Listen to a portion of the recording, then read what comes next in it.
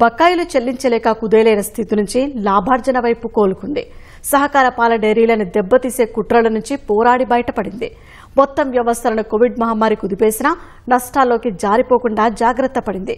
10 గ్రామాలతో మొదలైన ప్రస్థానం నేడు 1200 కోట్ల రూపాయల వార్షిక టర్నోవర్ వరకు చేరుకుంది. ఇది ఒక్క రోజులో సాధ్యమైంది కాదు. సంక్షోభాలు, ఆటుపోట్లను అధిగమించి నిలదొక్కున్న కృష్ణా మిల్క్ యూనియన్ 60 ఏళ్ల విజయం.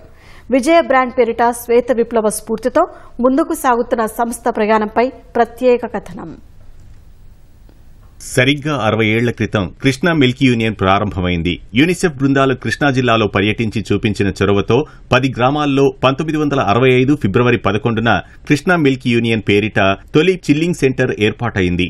లీటర్ పాలు 50 పైసలకు కొనుగోలుతో 260 లీటర్ల సేకరణతో ప్రస్థానాన్ని ఆరంభించింది. విజయవాడ, హైదరాబాద్ వంటి నగరాల్లోని వినియోగదారులకు 60 పైసలకే పాలను అందిస్తూ వ్యాపారానికి శ్రీకారం చుట్టింది. అనంతర కాలంలో సేవలను విస్తరిస్తూ 1200 గ్రామాల్లో ఏటా 11 కోట్ల లీటర్ల పాలు సేకరించే స్థాయికి ఎదిగింది.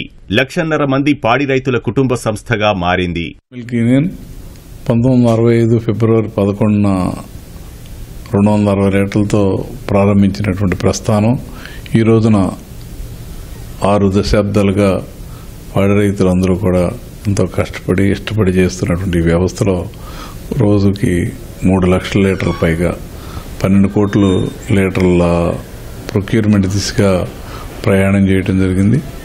అదే చాలా కష్ట సమయాల్లో చాలా సమస్యలను ఎదుర్కొన్నా సరే కృష్ణా మిల్క్ యూనియన్కి సమస్యలన్నీ కూడా ఎంతో ధైర్యంగా ముందుకు వెళ్లడం జరిగింది. పాల సేకరణను క్రమంగా విస్తరిస్తూ వస్తోన్న కృష్ణా మిల్క్ యూనియన్ కృష్ణా జిల్లా చుట్టుపక్కలే కాకుండా చిత్తూరు, ప్రకాశం జిల్లాల నుంచి కూడా పాలు సేకరిస్తోంది.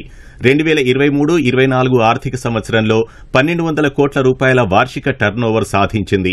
మారుతున్న కాలానికి అనుగుణంగా కొత్త ఉత్పత్తులను మార్కెట్లోకి ప్రవేశపెట్టి వినియోగదారుల మన్ననలు పొందుతోంది.